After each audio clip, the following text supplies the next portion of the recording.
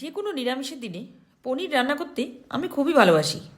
কিন্তু যাই বলেন, শাহী পনিরের আগে কোনো কিছুই হয় না। তাহলে আজ তো নিরামিষ, আর বাড়িতে একটু পনিরও আছে, তাহলে করে ফেলি একদম অনুষ্ঠান বাড়ির মতন শাহী পনির। আমার কাছে 100 গ্রাম মতন পনির ছিল।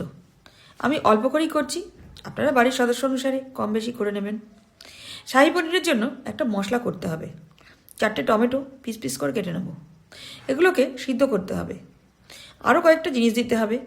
ফ্রাই প্যানে দেবো কাটা টমেটো, কেটে রাখা আদা, চারমগজ, 1 চামচ কুচনো কাজু, কয়েকটা গরম মশলা, কসুরি মেথি, অল্প করে জল দেবো। ও হো, কয়েকটা শুকনো লঙ্কা দিতে হতো, আমি তো ভুলেই গেছিলাম, এখন দিয়ে দিলাম। এবার ঢাকা দিয়ে সিদ্ধ করতে দেবো। যতক্ষণ সিদ্ধ হয় ততক্ষণ পনিরটাকে পিস পিস করে কেটে নেব। এবার ফ্রাই প্যানে দেবো সাদা তেল গরম করতে, তাতে একটু নুন দেবো। নুন দিলে পনিরটা লেগে যাবে না। পিস করা পনিরগুলো হালকা হালকা করে ভেজে নেব। এবার তুলে নিলাম। এতক্ষণে মশলাটাও ঠান্ডা হয়ে গেছে, মিক্সিতে পিষে নেব।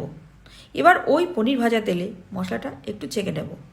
পুরো মশলাটাই ছেঁকে নিয়েছি দেখুন। এবার ভালো করে কষাতে হবে যাতে কাঁচা গন্ধ না থাকে। দেবো হলুদ গুঁড়ো, কাশ্মীরি লঙ্কার গুঁড়ো, 1 চামচ নুন, 1 চামচ চিনি দিয়ে খুব ভালো করে কষাতে হবে। এবার ভাজা পনিরগুলো দিয়ে ভালো করে নেড়ে চেড়ে দেবো একটু ক্রাশ করা কসুরি মেথি, 1 চামচ গোলমরিচের গুঁড়ো। ভালো করে নেড়ে চেড়ে দেবো কিছুটা ফ্রেশ ক্রিম। ক্রিম যদি না থাকে তাহলে আপনারা তার ভাগে দুধের মালাইও দিতে পারেন। ভালো করে নেড়ে চেড়ে নামিয়ে দেবো।